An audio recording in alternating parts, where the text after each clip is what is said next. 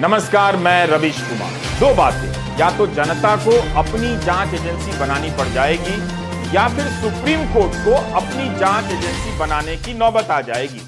अब इन दोनों में से सबसे पहले किसकी जांच एजेंसी बनेगी मैं नहीं जानता।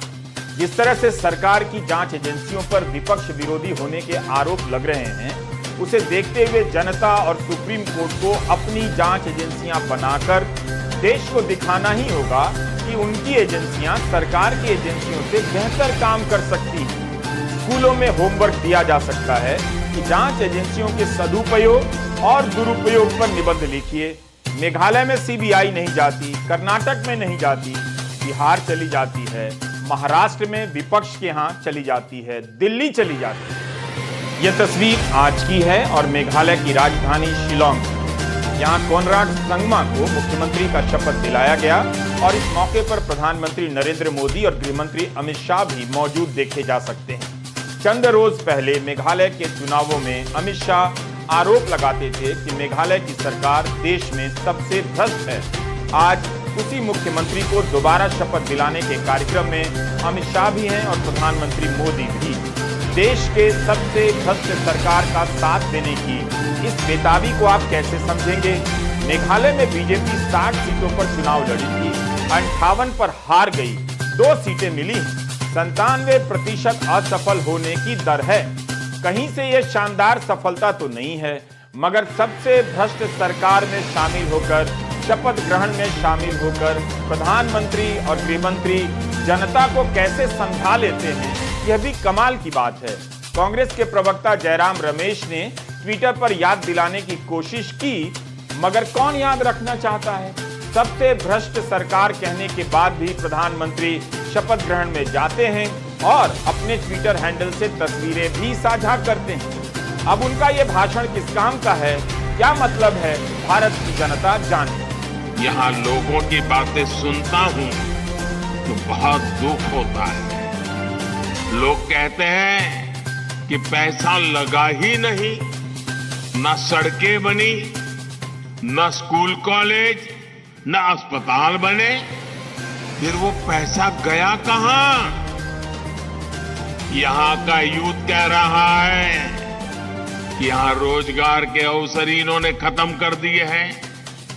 जो भर्तियां होती है उनमें करप्शन है, भाई भतीजावाद है।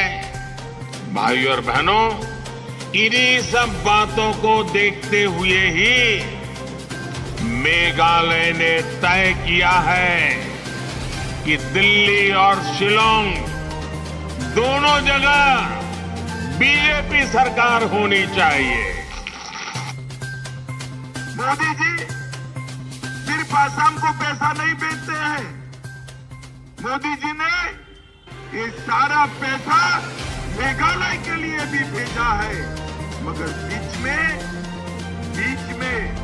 ये मेघालय सरकार आती है।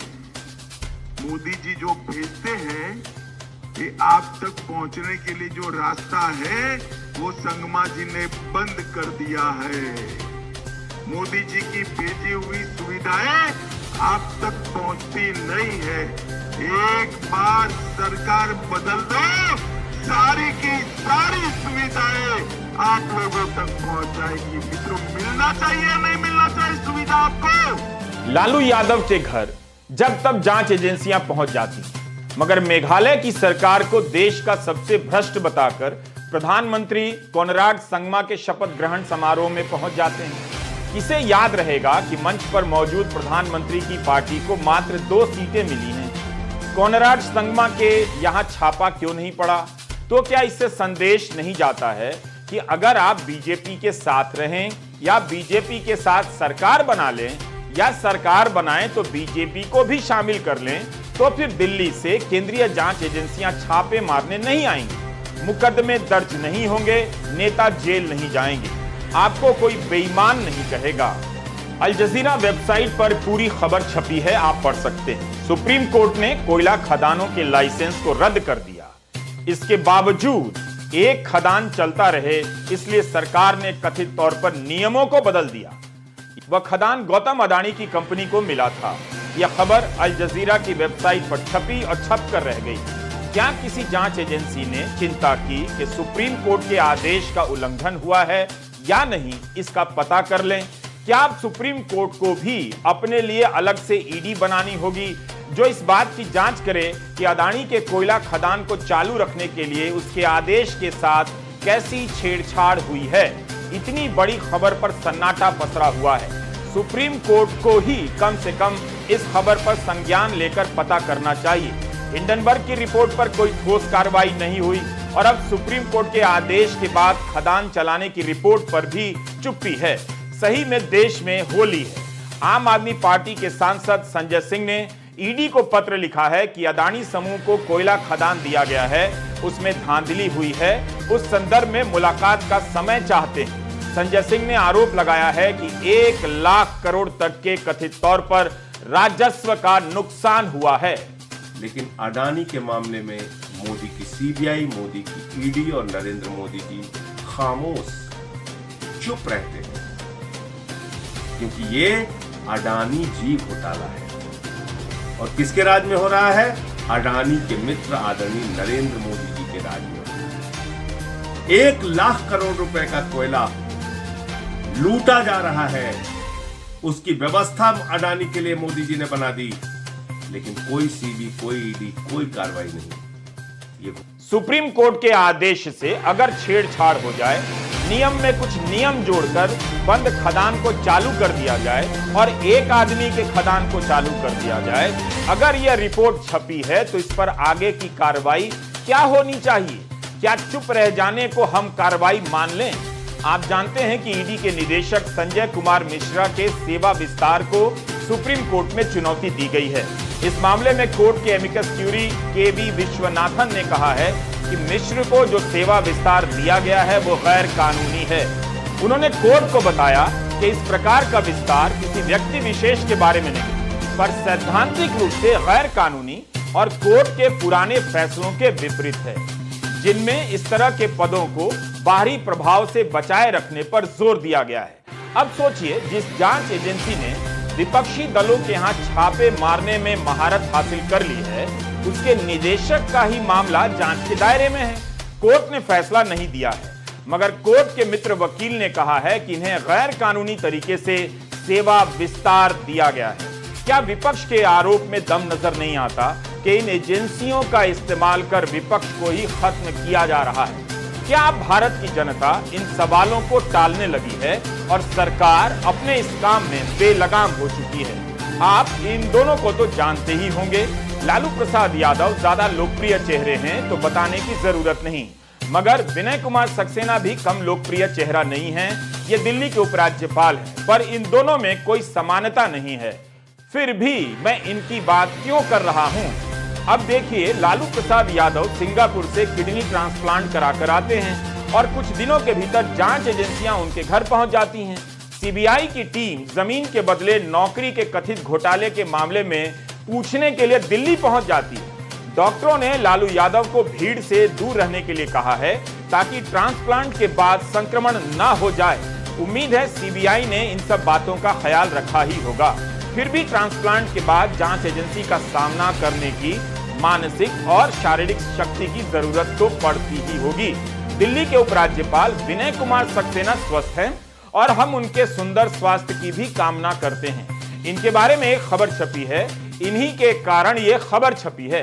1 मार्च 2023 को विनय कुमार सक्सेना ने अहमदाबाद की एक मजिस्ट्रेट अदालत में अर्जी दायर की कि उनके खिलाफ चल रही एक क्रिमिनल ट्रायल को अस्थायी रूप से टाल दिया जाए जब तक वो उपराज्यपाल के पद पर हैं। 2002 में मेधा पाटकर पर हमला करने के आरोप में यह केस दर्ज हुआ था। सक्सेना के अलावा अहमदाबाद के एलिस ब्रिज से भाजपा एमएलए और अहमदाबाद के पूर्व मेयर अमित पोपटलाल शाह, वेजलपुर से भाजपा विधायक अमित ठाकर और कांग्रेस लीडर रोहित पटेल इस केस में ट्रायल का सामना कर रहे हैं। दिल्ली के उपराज्यपाल का कार्यकाल 5 साल का होता है। क्या संवैधानिक पद पर बैठे किसी व्यक्ति को इस तरह की छूट मिलनी चाहिए? सक्सेना ने अपनी अर्जी में संविधान के अनुच्छेद 361(2) का जिक्र किया है कि जिसके तहत राष्ट्रपति या किसी राज्य के राज्यपाल के विरुद्ध उसकी पदावधि के दौरान किसी न्यायालय में किसी भी प्रकार की दांडिक कार्यवाही चालू नहीं रखी जाएगी। सक्सेना ने यह भी लिखा है कि दर्जे के हिसाब से उपराज्यपाल का दर्जा राज्यपालों से ऊंचा होता है, क्योंकि उपराज्यपाल को राष्ट्रपति नियुक्त करते हैं और राज्यपाल को केंद्र की सलाह के बाद राष्ट्रपति नियुक्त करते हैं।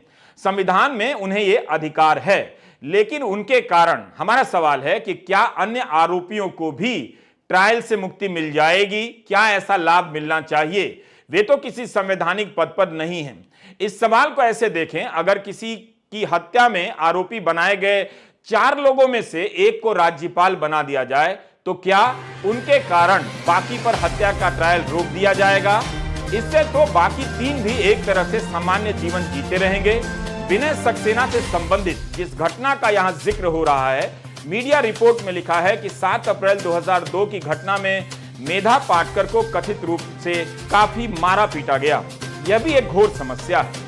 10-10 साल तक ट्रायल ही चलता रहता है, मुकदमे अंजाम तक नहीं पहुंचते। दिल्ली के पंडारा रोड पर राज्यसभा सांसद मीसा भारती का घर है। यहां सीबीआई की टीम पहुंची। लालू यादव यहीं पर हैं। इस केस में मीसा भारती से भी पूछताछ होती रही है। टाइम्स ऑफ इंडिया में खबर छपी है कि यह छापा नहीं है, नई जानकारी मिली है, इसलिए पूछताछ हो रही है। सिंगापुर में किडनी ट्रांसप्लांट करने के बाद लालू यादव यहीं रह रहे हैं। उन्हें डॉक्टरों ने संक्रमण से सतर्क रहने के लिए कहा है। इस हालत में भी सीबीआई की टीम घर पर पहुंची है। 6 मार्च को पटना में राबड़ी देवी से उनके निवास पर 4 घंटे की पूछताछ हुई। वहां तेज प्रताप यादव और तेजस्वी यादव भी मौजूद रहे।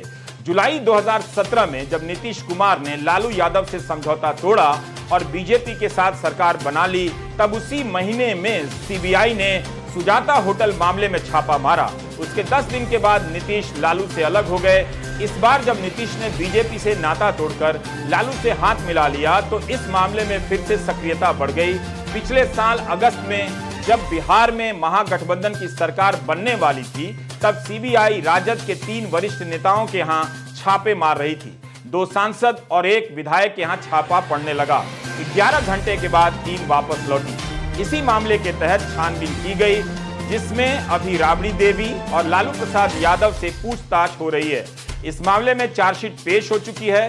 चारा घोटाला में बेल मिलने के कुछ हफ्ते बाद मई 2022 में सीबीआई लालू प्रसाद यादव और राबड़ी देवी सहित 16 लोगों के खिलाफ मामला दर्ज करती है। इस मामले में कई अन्य लोगों से पूछताछ होती रही है। 5 साल से अधिक समय बीत चुका है। पूछताछ, छापा, सर्वे, चार्जशीट वगैरह ही चला जा रहा है। टाइमिंग पे भी सवाल उठ रहा है। टाइमिंग अब जिसको जो आकलन करना हो करता रहे। जिस दिन ये नई सरकार बनी है उस दिन से हम कह रहे हैं कि हर महीने तो होता ही ना भाई, तो इसमें कोई फर्क पड़ रहा है किसी को? ये तो बिहार की जनता देख ही रही है कि क्या हो रहा है। सर, आप लोगों ने चिट्ठी लिखी है पीएम को, उसको क्या असर होगा? अब हम लोगों ने चिट्ठी लिखी है तो असर क्या होगा नहीं होगा तो वही बता पाएंगे, लेकिन सभी लोगों ने मिलकर के लिखा है और ये प्रधानमंत्री जी को वो तो वही बताएंगे कि भाई उसका जवाब देना है नहीं देना। हालांकि इससे पूर्व में भी कई बार कई अलग अलग मसलों पर जो चिट्ठी लिखी गई हो तो प्रधानमंत्री ने जवाब दिया नहीं। तमिलनाडु बिहार के उप मुख्यमंत्री तेजस्वी यादव के ट्विटर हैंडल पर एक ट्वीट है जो सबसे पहले दिखता है। 26 दिसंबर 2017 के इस ट्वीट में तेजस्वी ने लिखा है कि अगर लालू जी बीजेपी से हाथ मिला लेते तो वे आज हिंदुस्तान के राजा हरिश्चंद्र होते। तथाकथित चारा घोटाला 2 मिनट में भाईचारा घोटाला हो जाता अगर लालू जी का डीएनए बदल जाता। लालू यादव को अपना किडनी देने वाली बेटी रोहिणी आचार्य ने ट्वीट किया है कि पापा को लगातार परेशान किया जा रहा है। अगर उन्हें कुछ हुआ तो मैं किसी को नहीं छोड़ूंगी। पापा को ये लोग तंग कर रहे हैं। अगर उनके तंग करने के कारण उन्हें जरा भी परेशानी होगी तो दिल्ली की कुर्सी हिला देंगे। अब बर्दाश्त करने की सीमा जवाब दे रही है। सारा देश भाग्यवादी हो चला है। हम सब समय पर छोड़ देते हैं। फर्जी मुकदमों में किसी को फंसा दीजिए, वो इसे इंसाफ की लड़ाई समझकर 20-20 साल लड़ता रह जाता है। ऐसा किसी एक के साथ होता और फिर नहीं होता तो समझा जा सकता है, मगर एजेंसियों के दुरुपयोग से प्रताड़ित करने का खेल चलता चला जा रहा है। केवल राजनेता ही इस आदत की चपेट में नहीं है, आम जनता भी फर्जी मुकदमों में फंसाई जाती है। भारत में लगता है फर्जी मुकदमों की मान्यता असली मुकदमों से कहीं ज्यादा है। आदमी जल्दी स्वीकार कर लेता है और अपना जीवन और संपत्ति झोंककर इंसाफ की फर्जी लड़ाई लड़ने में लगा दिया जाता है। बर्बादी में अपना उद्देश्य बड़ा कर लेता है। फर्जी मुकदमा करने वाले अफसरों का कुछ भी नहीं बिगड़ता। वो मनचाहा राजनीतिक प्रसाद लेकर या आम लोगों से घूस लेकर अपना महल खड़ा कर लेते हैं। आपका घर उजड़ जाता है। हम ऐसी व्यवस्था ही नहीं बना सके किसी भी सरकार में जहां किसी पर गलत आरोप लगाने या बरसों तक गलत आरोप लगाकर जेल में डालने से किसी अफसर के हाथ कांपने लग जाएं। आधार होने के बाद भी जमानत ना देने पर किसी जज के फैसले की समीक्षा की हमारे देश में क्या व्यवस्था है? कितनी बार यह बात बताई जाए कि कर्नाटक में ठेकेदारों के संगठन ने आरोप लगाया है कि बीजेपी के विधायक 40% कमीशन मांगते हैं और घूस खाते हैं। अगर भ्रष्टाचार को लेकर ईमानदारी होती तो मोदी सरकार की एजेंसियां कथित रूप से घूस मांगने वाले बीजेपी विधायकों के घर घर से सारे कैश निकाल रही होती, जैसा इस खबर में देखने को मिलता है। बीजेपी विधायक मदल विरूपक्षप्पा के बेटे 40 लाख घूस लेते पकड़े गए और बेटे के घर और कार्यालय से करोड़ों का कैश भी बरामद हुआ। इस मामले में कर्नाटक हाई कोर्ट ने विरूपक्षप्पा को अग्रिम जमानत दे दी है। इनके बेटे का ठिकाना फिलहाल पता नहीं। इतना पैसा जो घूस लेता होगा, क्या वो मनी लॉन्ड्रिंग नहीं करता होगा? तो फिर केंद्रीय जांच एजेंसियां क्यों नहीं गई उन पर रेड करने? विपक्ष का सवाल है कि जिनके पास काला धन है, क्या वे बीजेपी में नहीं है या काला धन वाले खुद को बचाने के लिए बीजेपी में लाए जाते हैं? 8 फरवरी 2023 को प्रधानमंत्री ने लोकसभा में कहा कि भ्रष्टाचार की जांच करने वाली एजेंसियों के बारे में बहुत कुछ कहा था और मैंने देखा कि बहुत सारे विपक्ष के लोग इस विषय में सुर मिला रहे थे। मिले मेरा तेरा सुर।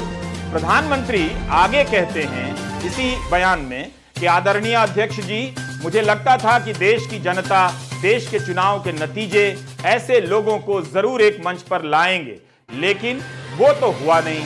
लेकिन इन लोगों ने ईडी का धन्यवाद करना चाहिए। ईडी के कारण ये लोग एक मंच पर आए हैं। ईडी ने इन लोगों को एक मंच पर ला दिया है। लेकिन क्या यही बात बीजेपी के बारे में नहीं कही जा सकती है कि ईडी के कारण विपक्ष टूट टूट कर बीजेपी में जा रहा है और बीजेपी के लोगों के यहां जांच एजेंसियां कदम तक नहीं रखती हैं? महाराष्ट्र में भाजपा की सरकार बनने के बाद कुछ भाजपा नेताओं को मुंबई पुलिस के आर्थिक अपराध प्रकोष्ठ ने क्लीन चिट दे दिया।